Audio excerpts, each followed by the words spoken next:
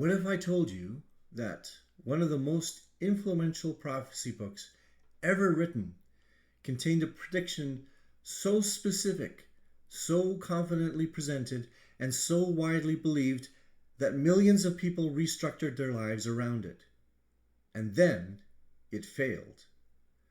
Publicly, completely, on a specific date that came and went without a single predicted event occurring.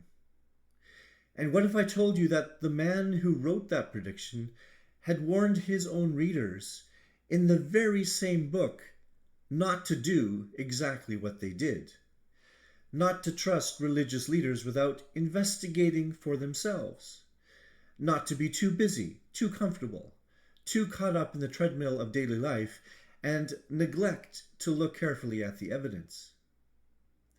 He wrote that warning, and then his readers ignored it and blindly trusted him instead anyway. That is the story of Matthew 24:34. 4 words in the original language, translated into an English phrase that Hal Lindsey built an entire prophetic timeline around. A timeline that pointed to 1988 as the year by which everything Jesus predicted in Matthew 24 should have been completed. 1988 came, and it went. In this episode, we're going to look at exactly how that happened. We're going to examine the research Lindsey actually did, what he got right, what he got wrong, and what a more careful reading of the original text actually reveals, including a discovery buried in the Aramaic that completely reframes what Jesus was saying, and that Greek-based scholarship has been systematically missing for centuries. We're also going to look at another piece of foundational research Lindsey presents in Chapter 3. Research that has been cited, repeated, and accepted by generations of prophecy scholars. Research that falls apart the moment you check one basic historical fact about the Persian calendar. By the end of this episode, you're going to see chapters 3 and 4 of his book very differently than Lindsey presented them. Some of what he found is genuine and worth affirming, but the errors, and they are significant, they have had consequences that are still being felt today. Let's get into it. Chapter 3 of The Late Great Planet Earth opens with an observation that is both accurate and, when you think about it carefully, deeply ironic. Lindsey describes why the first century Jewish population missed the coming of their own Messiah. He writes that one of the reasons they rejected him was, and I'm quoting directly here, one of indifference, an indifference to their spiritual need. They couldn't be bothered. They were too busy. They had a chariot race or a party to attend. Caught in the treadmill of daily existence, the deeper needs of the inner self weren't important. In addition, they didn't bother to do any investigation for themselves. Many knew that there was something unusual about this carpenter from Nazareth, but their religious leaders rejected him, and they took their opinions instead of searching for the truth themselves. Unquote. That is an accurate and penetrating observation about the first century. But here's the irony. That exact same mindset, relying on religious leaders rather than investigating for yourself, being too busy, too comfortable, too caught up in the treadmill of daily existence to look carefully, that mindset is precisely what allowed Lindsey's own book to sell 28 million copies without anyone checking whether his foundational claims were actually correct. It was true in the first century. It was true in the 1970s. And actually, it's still true today as well. Most people who hold strong opinions about biblical prophecy have never personally verified the primary sources those opinions are based on. They have trusted their religious leaders. Just like the first century, and what Lindsey was describing. The warning he wrote for others directly to his own readers, and it applies to us as well. Now, having said that, chapter 3 contains material that is genuinely worth affirming. Because when Lindsey walks through the messianic credentials of Jesus, he is on solid ground. And it is important that we recognize that.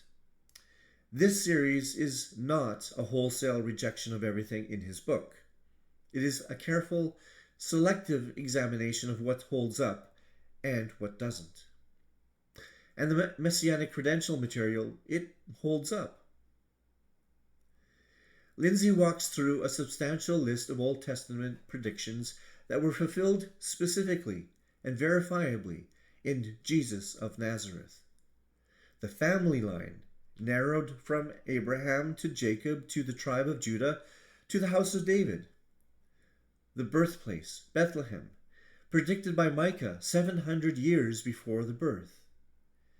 The nature of his ministry, Isaiah 35 describing the blind seeing, the deaf hearing, the lame walking. Fulfilled in Jesus' own words when John the Baptist sent messengers asking whether he was the one to come. And then Isaiah 52 and 53, perhaps the most remarkable passage in the entire Old Testament. It was written 700 years before the Messiah came, describing in specific detail a figure who would be despised and rejected, who would bear the sins of others, who would be silent before his accusers, who would die alongside criminals and be buried in a rich man's tomb. Every detail fulfilled, in sequence, without any possibility of manipulation, because many of these circumstances were entirely outside of Jesus' control. And Psalm 22, written by David 1,000 years before the Messiah came, describing with painful specificity the experience of crucifixion, bones out of joint, intense thirst, soldiers casting lots for clothing, at a time when crucifixion did not yet exist as a form of execution, 800 years before Rome adopted the practice. And this is what careful prophetic research looks like. Specific predictions, specific fulfillments, verifiable by anyone willing to go back to the original sources. The predictions existed in writing long before the events. The fulfillments are historically documented. The case is strong, and it deserves to be taken seriously. But hold that standard in your mind, because we are about to apply it to another piece of research that Lindsey presents in that same chapter, and the contrast is going to be instructive. Embedded within chapter 3 is a reference to the 70 weeks prophecy of Daniel. Lindsey presents the very common understanding of this prophecy, an understanding built primarily on the work of Sir Robert Anderson, a Scotland Yard detective who wrote a detailed study called The Coming Prince in the late 1800s. Anderson's calculations have been cited, repeated, and accepted by generations of prophecy teachers, seminary professors, and commentators. Lindsey presents them as established fact. I did what very few people have apparently bothered to do. I went back and checked Anderson's work against the primary sources. And what I found is that Anderson's foundational assumptions, the ones his entire chronological framework rests on, they're wrong. Not subtly wrong, demonstrably, verifiably wrong. And you don't need to work through his complex calculations to see it. You just need to look at his very initial statements. Anderson identifies a specific Persian decree as the starting point for Daniel's 70 weeks timeline. He places that starting point with the decree of Xerxes in the beginning of March of 444 BC, Nisan 1 of that year according to the Babylonian calendar. His entire sequence of calculations runs from that date. And there are two problems with that. and both are fatal. First, Nehemiah, who records this decree, never specifies the date within the month of Nisan. He simply says it was in the month of Nisan. Anderson assumes it was Nisan 1, the first day of the month. That assumption is inserted by Anderson. It's not in the text. And a chronological framework that requires a specific day cannot rest on a day that was simply assumed. Second, and this is where it gets definitive, Anderson states that Nisan 1 of 444 BC fell at the beginning of March. But Persian calendar rules are not ambiguous on this point. Their first religious festival was a celebration of spring at the start of the first month of the year. The Persian calendar always began the year at the first new moon after the spring equinox. The spring equinox falls in the third week of March, which means Nisan 1 in 444 BC was not at the beginning of March. It was at the beginning of April. Anderson's starting point is off by approximately 1 month. Every calculation he makes from that point forward is built on a foundation that is simply not correct. Now, I'm not going to work through all the implications of that here. The 70 weeks of Daniel is a subject that deserves its own thorough examination, and we will give it that later in this series. But what I want you to take away from this chapter is something simpler and more important.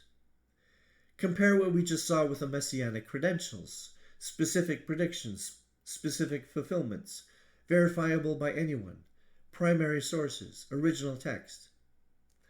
Now look at Anderson's work, an assumed date that isn't even in the text, a calendar calculation that contradicts historical Persian records, a framework accepted by generations of scholars not because anyone verified it, but because Sir Robert Anderson was credentialed.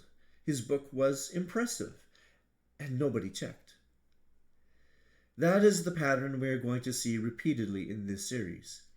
And it is the pattern Lindsey himself warned us about in the very same chapter, when he described a first-century population that trusted their religious leaders instead of searching for the truth themselves. The warning was real. The irony is instructive, and the lesson applies to every one of us. Chapter 4 is where Lindsey begins assembling his prophetic framework into a coherent narrative. He introduces the concept of a coming 7-year period that will climax with the visible return of Jesus Christ. He identifies the rebirth of Israel as the key that unlocks the prophetic timetable. And he introduces the idea of 4 major power blocks that will exist in the world at the time of these events. He will develop each of these in detail in subsequent chapters, and we will deal with them there. What I want to focus on here is something Lindsey addresses in this chapter that sits at the very heart of his entire framework: the use of the phrase, "this generation," in Matthew 24.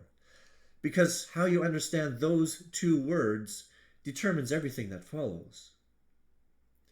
But before we get to Matthew 24, we need to look at the first time Jesus uses that exact phrase on that very same day, because context is everything. And this is a perfect example of what happens when you pull a phrase out of its context and build a prophetic framework on it. In Matthew 23, Jesus is addressing the religious leaders directly. He has just delivered a series of scathing rebukes. He confronts them with the fact that they claim they would never have killed the prophets the way their ancestors did. And Jesus says, "You're going to do the exact same thing. I'm sending you prophets, wise men, and scribes, and this generation will do to them what your ancestors did. The guilt of every generation that has rejected God's messengers will fall on you." And then he says this, "Behold, your house is left to you desolate." That is the context of Matthew 23:36. This generation will not pass away until all these things take place: the destruction of the temple, the judgment on those who rejected their Messiah. And historically, that is precisely what happened. Less than 40 years later, in 70 AD, Titus and the Roman legions destroyed Jerusalem and the temple, exactly as Jesus predicted. And this was after Christians had suffered greatly at the hands of the Jewish leadership. Lindsey cites this verse as part of his evidence for the coming worldwide dispersion of the Jewish people. But that is not what Jesus was talking about at all in Matthew 23. He was addressing the religious leaders of his own day, and he was predicting the destruction of the temple that would fall on this specific generation. And it did. Now, the same day, but a different audience, a different subject entirely. Jesus has left the temple. His disciples came to him privately and asked about the signs of his coming and the end of the age. This is recorded in Matthew 24, and it is here that Jesus gives the parable of the fig tree. Now learn the parable from the fig tree. When its branch has already become tender and puts forth its leaves, you know that summer is near. So you too, when you see all these things, recognize that he is near, right at the door. Truly I say to you, this generation will not pass away until all these things take place. Lindsey identifies the budding fig tree as the rebirth of the nation of Israel. And on this point, he is correct. The fig tree was used throughout the Old Testament as a symbol of national Israel. This identification is well founded. But the parable is actually richer with meaning than Lindsey recognizes. And this is where working from the original Aramaic text, as we discussed in part 1, begins to pay dividends that Greek-based scholarship simply can't access. In part 1, we established that the New Testament was originally written in Aramaic, not Greek. Greek is the translation. And when you go back to the Aramaic, you find layers of meaning that the Greek translation just doesn't carry. And here's one of them. The word translated as summer in this passage, in the Galilean Aramaic dialect that Jesus spoke, carries a second meaning. It also means gatherer of figs. So read that parable again with that in mind. When the fig tree buds and puts forth its leaves, you know that the gatherer of figs is near, right at the door. The budding of the fig tree is not merely a seasonal indicator. It is the signal of the imminent arrival of the one who comes to gather the ripe fruit. Jesus is describing his own return in the very imagery of the parable itself. The nation of Israel reborn and flourishing is the sign that the one who gathers is about to arrive. That is a depth of meaning embedded in the original language that disappears entirely in the Greek translation, and it is exactly why the original language matters. Now, Lindsey then addresses the phrase, this generation, in verse 34. And this is where his framework runs into a serious and irreversible trouble. Lindsey argues that this generation refers to the generation alive at the time of Israel's rebirth in 1948. He notes that a generation in the Bible is approximately 40 years long, and therefore, without quite stating explicitly, everything Jesus predicted in Matthew 24 should have been completed by around 1988. 1988 came and went. Nothing on Lindsey's prophetic map had occurred, and since then, prophecy teachers have tied themselves in knots, trying to redefine how long a generation really is, stretching it to 50 years, 70 years, 100 years, anything to keep the framework alive. But the problem is not the length of a generation. The problem is Lindsey misunderstood what the word generation means in this passage. And again, this is where the Aramaic text is decisive. The word used for generation in the Aramaic of Matthew 24:34 carries a second meaning that the Greek word does not. In addition to meaning a span of time, a generation, it also means a distinct class or group of people. So Jesus is not saying that the people alive in 1948 will live to see these things fulfilled. He is saying that the Jewish people, as a distinct class, as a people group, will continue to exist until everything he has predicted comes to pass. Think about what that means in context. Jesus has just told his disciples that the Jewish people will face destruction, dispersion, and years of exile throughout the world. The natural question hovering over everything he is saying is, will they survive it? Will there even be a Jewish people left by the end of all of this? And Jesus answers that question directly. This people group, this distinct class, will not pass away. They will endure. Through all the hardship, all the persecution, all the centuries of exile, the Jewish people will persist. They will regather. They will reform a nation. And ultimately, the Messiah will return to rule from among them. This is not a prediction with a 40-year deadline. It is a promise of the indestructibility of God's chosen nation across all of human history until its ultimate conclusion. And as a matter of historical record, it has proven to be exactly that.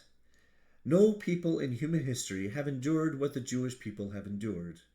No people has maintained its distinct identity across centuries of exile and persecution without a homeland. The survival of the Jewish people is itself the ongoing fulfillment of this promise. Lindsey saw something real in this passage. The rebirth of Israel genuinely is a significant prophetic sign. The fig tree genuinely did put forth its leaves in 1948. He was right about that. But by misreading one word, generation, and building up a 40-year timeline on that misreading, he set his entire framework up for the failure that arrived in 1988. And the ripple effects of that failure damaged the credibility of prophetic study for many believers, even to this very day. The text did not fail. The research failed. And the difference between those two things is everything. So, what have we actually established in this presentation? We have established that Lindsey's list of messianic credentials of Jesus, the fulfilled predictions of the suffering Messiah, is genuinely strong material. Specific predictions, specific fulfillments, verifiable by anyone willing to go back to the original sources. That standard of research is exactly what good prophetic scholarship looks like, and it deserves to be affirmed. We have established that Anderson's chronological framework for the 70 weeks of Daniel, the framework Lindsey presents as established fact, fails before the first calculation is even made. The starting date is assumed, not derived from the text, and the calendar used to establish the date contradicts Persian historical record by approximately 1 month. We will return to the full implications of that when we deal with Daniel's prophecies directly later in the series. And we have established that the phrase, this generation, in Matthew 24:34, the phrase Lindsey built his entire 40-year timeline around, does not mean what he says it means. The Aramaic word creates or carries a second meaning that the Greek translation does not preserve. Jesus was not giving a 40-year deadline. He was making a promise about the indestructibility of the Jewish people across all of history. A promise that, looking at the remarkable survival of the Jewish people through the centuries of persecution and exile, has been kept in ways that should take our breath away. These are not minor corrections around the edges. The Anderson dating error strikes at the chronological foundation of Lindsey's framework. The misreading of generation strikes at the single most important time claim in the entire book. Both errors were accepted, without question, by millions, and repeated without verification by generations of scholars and teachers. But here's what I want you to hold on to as we move forward. This is not primarily a story about Hal Lindsey being wrong. It is a cautionary tale about what happens when we assume that someone upstream has done the checking, when we accept a framework because it is confidently presented by a credentialed source, and we are too busy or too trusting to verify it ourselves. Lindsey wrote that warning himself about the first century Jews who missed the Messiah because they trusted their religious leaders instead of searching for the truth themselves. That warning was real then. It is real now, and the cost of ignoring it, as the events of 1988 demonstrated, is not just academic. Real people built real expectations on those conclusions, and when those expectations failed, real faith was shaken. The text did not fail. It's the research that failed. And understanding that distinction is the whole point of this series. In part 3, we're going to go deeper into one of the most specific and verifiable claims in the entire book. Lindsey identifies the ancient peoples of Ezekiel 38 and 39 as modern Russia. He builds this identification on specific linguistic connections, connecting ancient names with modern nations. On the surface, it's a compelling argument, but it is almost entirely wrong. We're going to show you exactly why, and what Ezekiel 38 and 39 actually describe when you read them in their proper historical and linguistic context. That is next.